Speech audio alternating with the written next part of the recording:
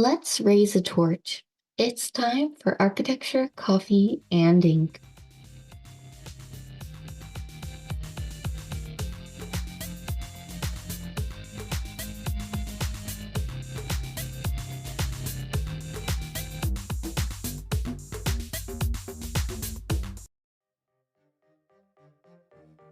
Hello, this is Hollywood C, and you're listening to Architecture, Coffee, and Ink, a podcast dedicated to introducing concepts, detailing out designs, and tackling the architecture you might not realize the meaning behind.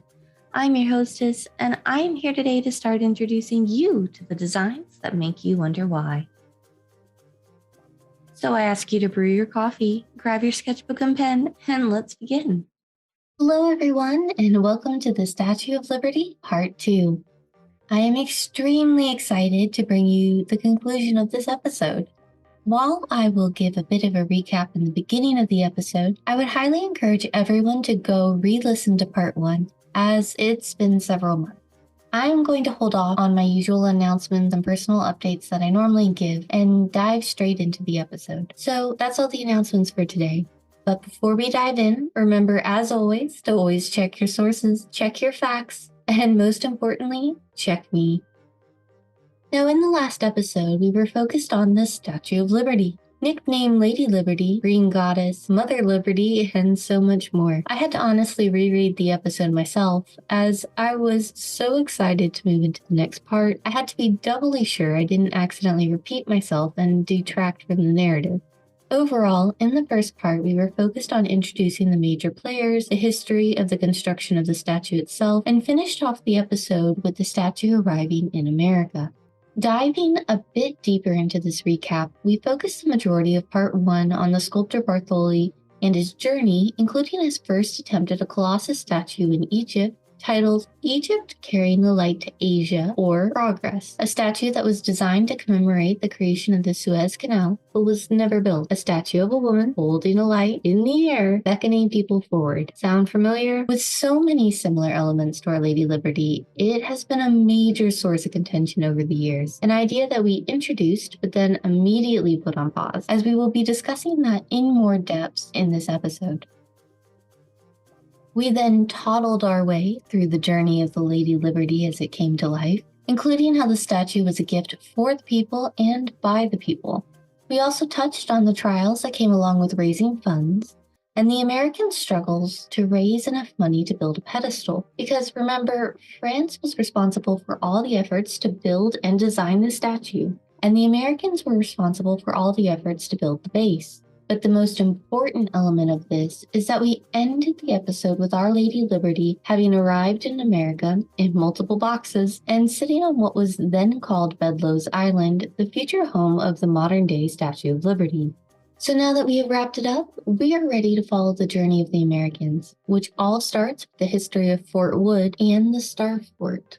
Most articles and sources spend more time discussing Bartholdi, but this wouldn't be a design podcast if we didn't take the time to talk about the architecture and architect involved with the pedestal and base. Now, this is a great example of how all history is a tangled web. In the episode Hello, New York, I covered how the area was home to the Lenape people, and then the Dutch, and then went into depth about how this area and territory around what is now New York was basically shifted back and forth between Western colonizing countries throughout various times of history. And while this includes all of the region, we are going to narrow our focus down to the island. Summing up the history of the island, it was purchased by multiple people, including privately by Isaac Bedloe, for whom it was named, also a captain, the Dutch, and the English. It was used to quarantine smallpox victims, house British refugees from the American Revolution, and during the Civil War would be used as a prison. However, for the rest of this section, we're going to focus on the fort itself. While researching, I actually found a structural report on it that I probably read one too many times, but it included a lot of information I wasn't able to find in articles. So the start of the Fort Wood actually began at the end of the French Revolution. Prior to the end of the French Revolution, on April 22, 1793, the U.S. had declared a policy of neutrality, or non-involvement. America had only achieved independence a few years prior, and at the start of the war, there was a pretty strong divide between those who supported the war and felt America should help in return for the help received during the American Revolution, and those who didn't. The most famous of each of these sides being Thomas Jefferson and Alexander Hamilton. America was trying to establish itself as a merchant-driven, new, independent country, and she literally wasn't even 2 decades old at this point. Seeing the way that the revolution turned and the wars that spread across Europe afterwards made all of the colonies pretty uneasy in the US. NYC in particular was anxious as it was the major merchant port along the eastern seaboard. In 1794, New York built several earthen work forts, one of which was on Bedloes Island. Unfortunately, this earthen mound was not the best defense strategy, and something would need to be done. In 1805, signs were foretelling that war would once again be returning to American shores, and they would be right. New York City tried to get ahead of it and initiated a study of the harbor and its defenses. While we now know this is the War of 1812, at the time, all of America was watching as England started blockading ships and preventing supplies from being shipped to France.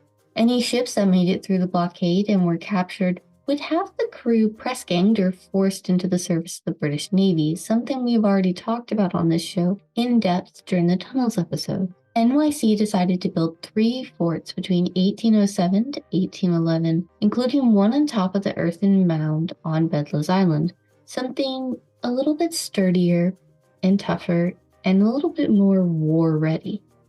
Those 3 forts would be Fort Williams on Governor's Island, Castle Clinton on Manhattan, and Fort Wood on Bedloes Island.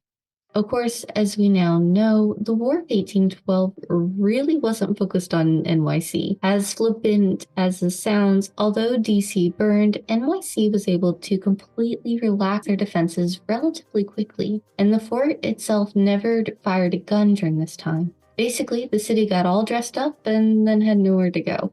By 1820, the fort was completely ruined, as indicated in an Army engineer's report. Realizing this, the Army sent 3 companies to put it to rights, give it a little bit of a tidying up, and make sure that the fort is in relatively working order. And by 1844, it sees its first overhaul. While I have a list of the changes, including additions to the main gates and new granite, all of the later additions would completely remove or destroy those renovations. Now, we're going to backtrack a bit for a moment and discuss the design of the fort. Fort Wood was originally an 11-point fortification that would have been at its largest somewhere around 77 guns and 350 men according to one source. Of course, the question you might be asking yourself is, what is a star fort, and what is the advantages to a star fort design? Like the name suggests, star forts are forts designed in the shape of stars. You might also know them as bastion forts, or bastion if you're in the US. Star forts developed due in no small part to the spread of gunpowder and explosives, and further developed due to the introduction of cannons into warfare. Sources seem to all conflict with each other, but to the best of my knowledge, they were first used in Italy and introduced to the French when they attacked Italy. It served as a lookout and defensive fortification. Each point or triangle of the star is a bastion, where the angles of the walls allowed for the complete removal of any blind or dead spots in areas where an enemy could climb over the walls. If you stand at the far tip of the point, you can see down the entire length of the wall, as it is effectively pointing inward. They also made them shorter and more compact to allow the cannonballs to sail harmlessly overhead, or at least minimize the potential for them to get hit, especially when compared to the previous much taller fort walls. Of course, the trade-off for this is that they either make additional smaller forts in front or large ditches because shorter walls were also easier to climb. There seems to be some conflict in sources, crediting the French with the creation of the Star Fort, but from my understanding, it's more a case of them adapting and perfecting the idea after being originally exposed to it during the conflict with Italy. Either way, it ended up being brought to America, and given that Fort Wood was going to be a lookout and harbor defense for New York City, it was the shape and layout selected, as the lack of blind spots allowed for relatively complete coverage of cannons along all sides. Going back to Fort Wood, after the War of 1812, it was named after an American Army engineer who passed away during the siege of Fort Erie. His name was Lieutenant Colonel Eliza Derby Wood, and I believe he was one of, if not the first graduate from West Point to be killed in action. As a native New Yorker, the fort was named in his honor. He is not buried on the island, and many sources indicate that we no longer know where he was laid to rest, other than just not on Liberty Island. It was covered in gray-blue granite from Blue Hill, Maine in 1845 to 1847. In 1849, it was actually turned into a temporary immigrant examination station. However, by 1851, Fort Wood was officially an Army recruitment depot, meaning by the time it was selected by Bartholdi, it had to be approved by the government as it was an active base. Prior to this, the government involvement was pretty minor with the creation of the Statue of Liberty. The American government is going to continue to play both a major and minor roles throughout the rest of the statue's history.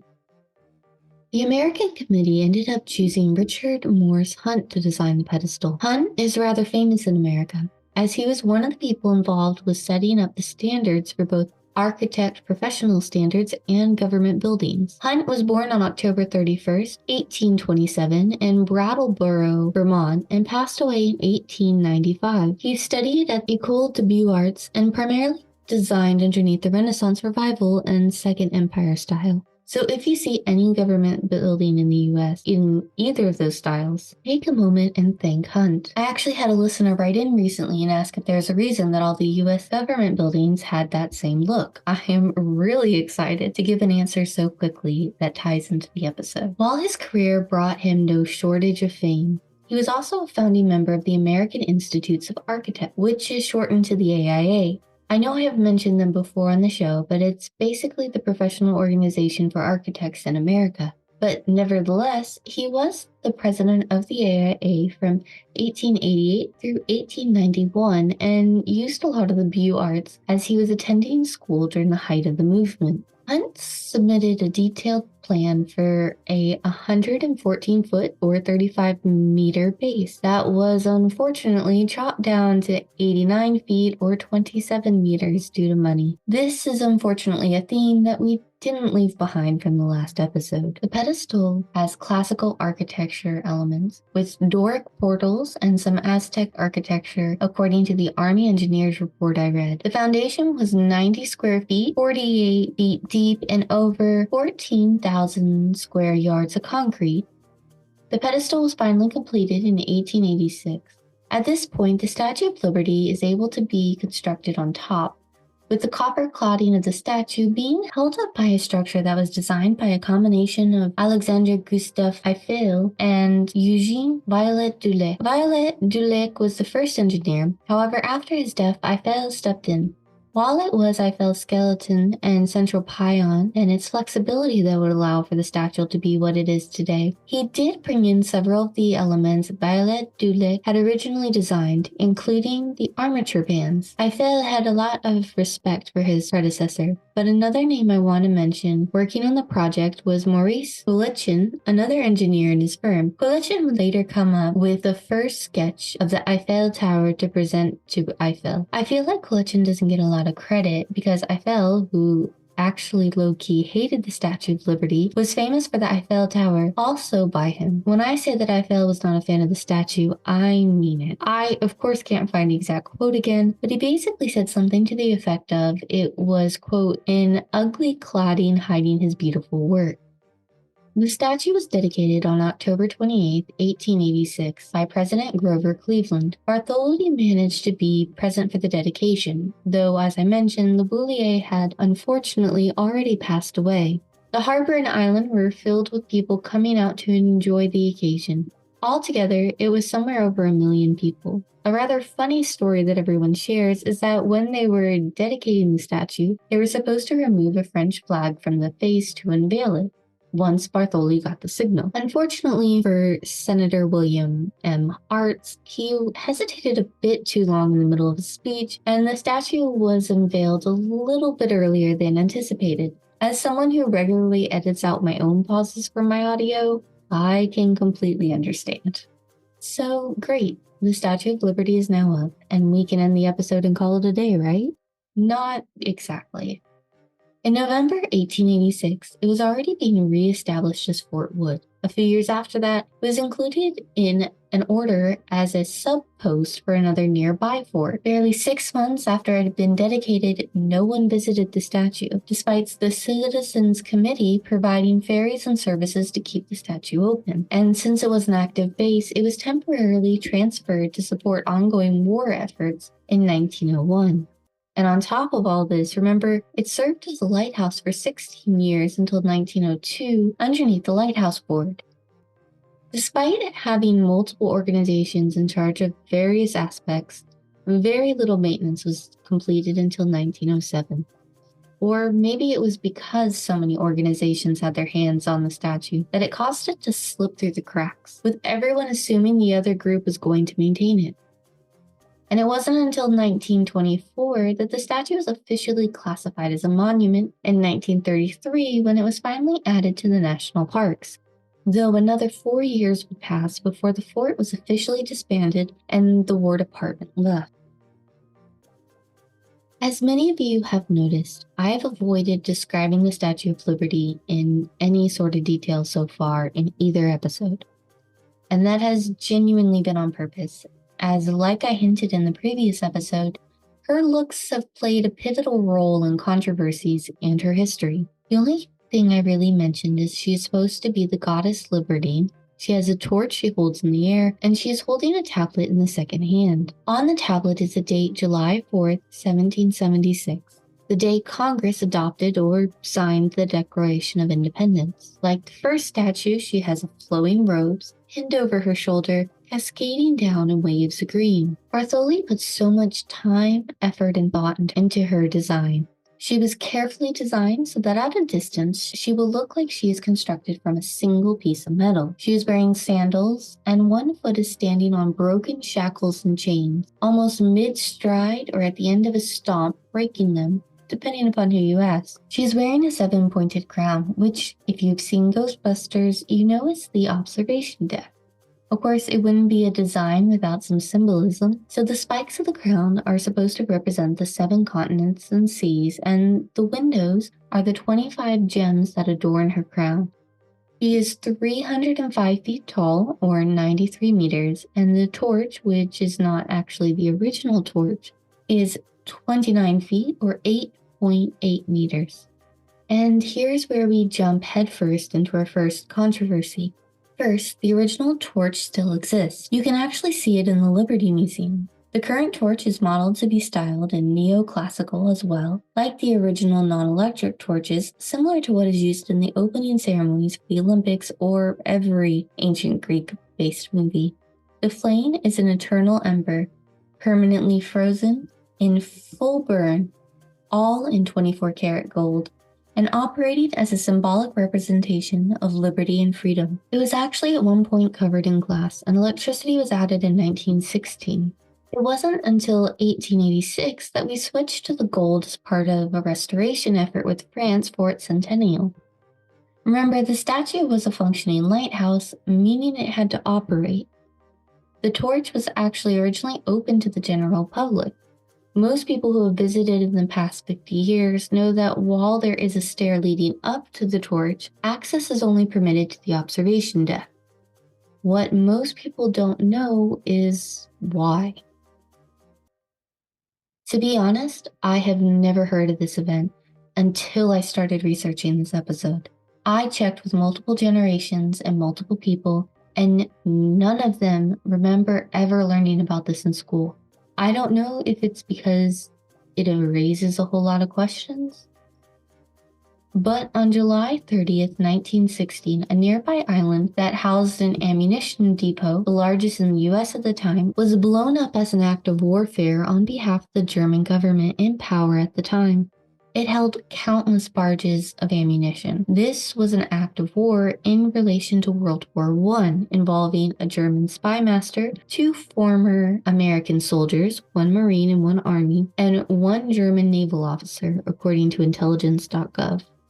Also, according to them, just a single barge was reported to be holding an estimate of 50 tons of TNT. Just one barge.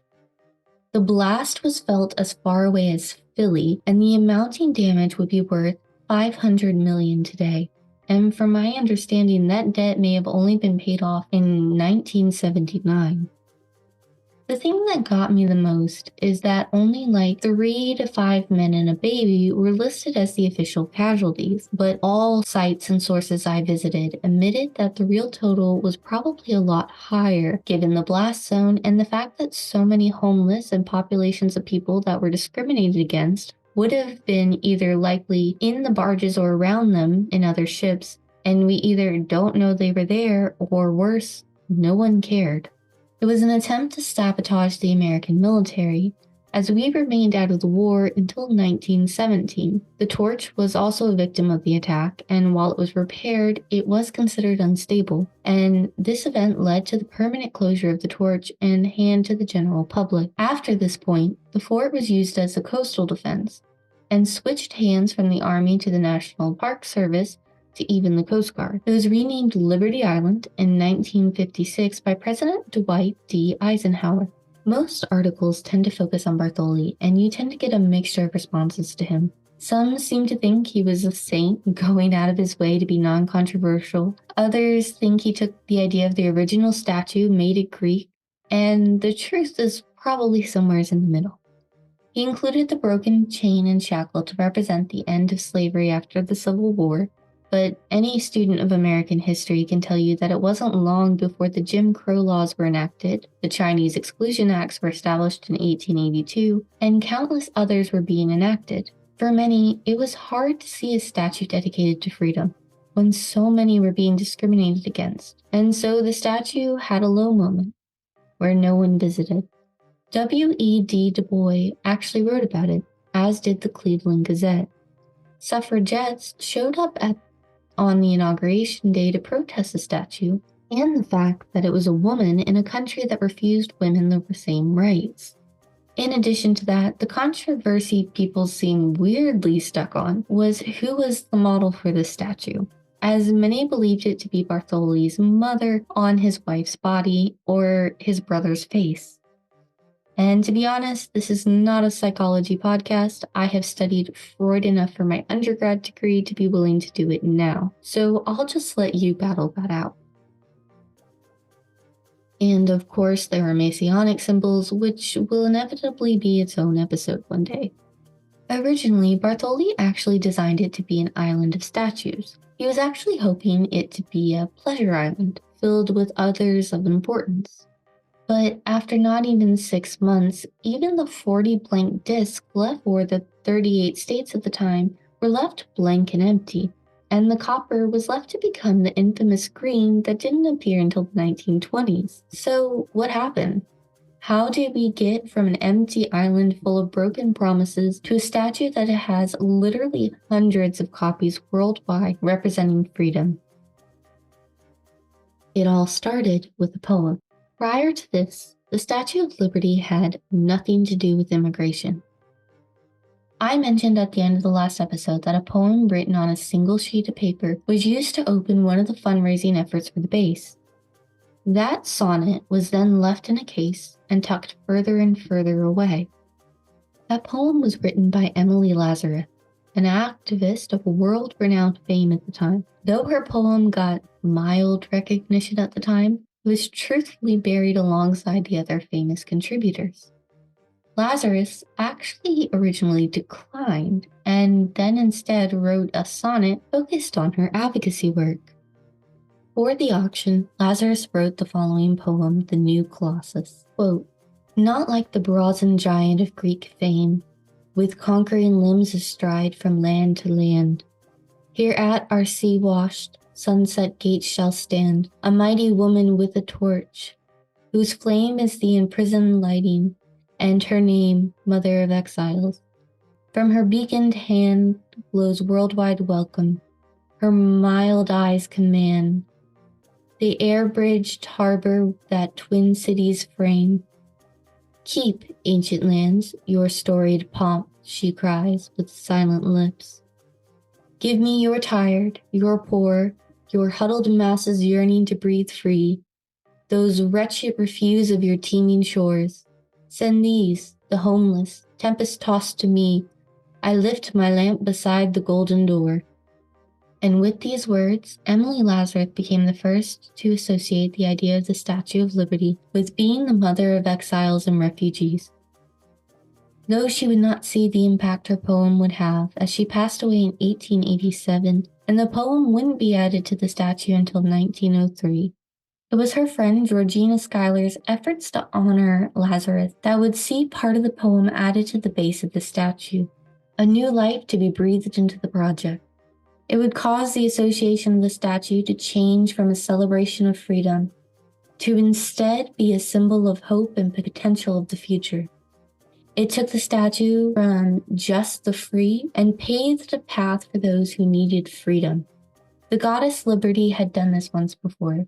Paintings and depictions prior to the French Revolution showed Liberty as an avenging goddess, leading her people into battle with triumph. But depictions after the horrors of war showed her as a steadfast presence, a steady symbol standing amidst the destruction around her, calm among the terror and lost souls. What changed wasn't the concept. It wasn't the statue. Of course, we changed the torch and did repairs and updates to the facade. What changed was our understanding of it, or relationship with the design. Our experiences as a country and a world attempting to find balance. And for me, that's immortality in design. Not remaining static, but an ever-flowing and evolving concept that allows new meaning and relationships to evolve. The Statue of Liberty officially became a national monument in 1924 and was added to the UNESCO Heritage List in 1984. As part of the Great American Outdoors Act, $22 million was used for revitalization efforts and repairs underneath the hands of DHM Design and FX Collaborative. The museum that I mentioned that houses the torch was reopened in May 2019. If you're interested in coming to visit, there are several different levels of experiences. Not all of the site is ADA accessible, unfortunately, as there's no elevators to the ground. You will have to walk up 162 steps, as remember, electricity didn't come to the island until some 20 years after it was built. That being said, there are also plenty of activities and things to do without going up into the statue. Just make sure, regardless of what you come to visit on the island, whether you just want to visit nearby Ellis Island, the museum, or hike up the steps, please only book your tickets via the National Park Service or nps.gov. They have an official provider that you can find links on their website. Even when researching this episode, I found plenty of fake and scam tickets, so this is my public service announcement. Once again, I am not a paid sponsor, just don't want anybody to get ripped off. The Statue of Liberty has been hailed as a, quote, masterpiece of human spirit, and a, quote, bridge of art and engineering. But for me, the most captivating thing about her has always been how she invokes so many paradoxical emotions and never means quite the same thing to anyone else.